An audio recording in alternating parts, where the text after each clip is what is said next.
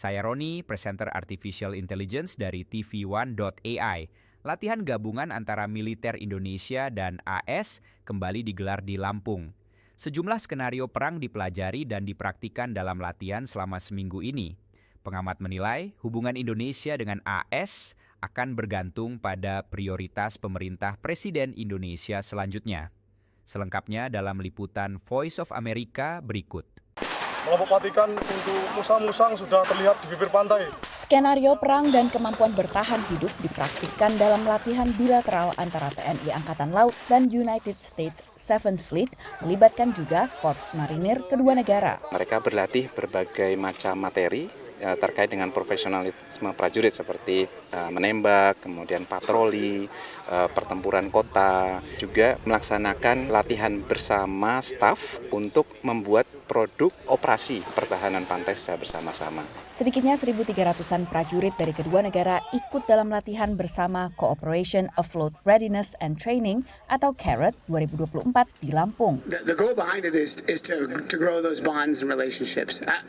When you start a meeting with the Indonesian staff and the U.S. staff, usually they start on either side of the room. There's one tribe and there's another tribe. And the goal in these exercises is for everyone to intermix.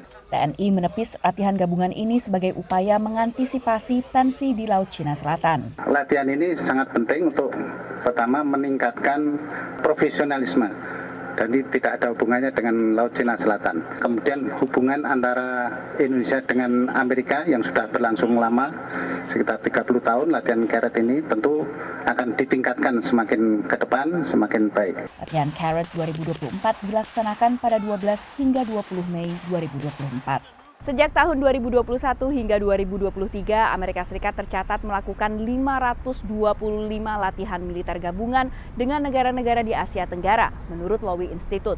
Ini membuat Amerika Serikat menjadi negara yang paling banyak melakukan latihan militer dengan negara-negara di kawasan, diikuti oleh Jepang, Australia, India, dan Tiongkok.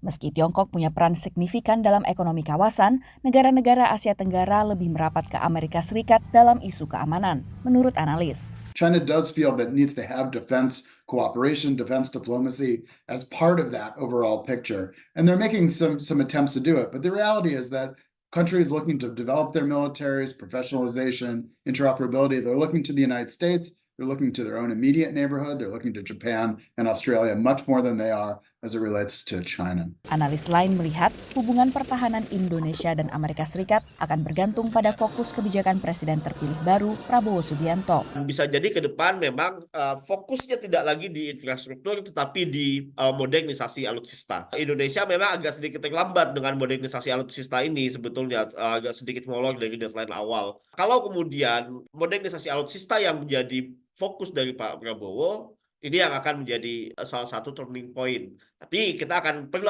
melihat dalam 1-2 tahun pertama sebetulnya di pemerintahan Pak Prabowo. Tahun 2024 juga menandai 75 tahun kerjasama diplomatik Indonesia dengan Amerika Serikat yang terjalin sejak 1949. Demikian laporan tim VOA.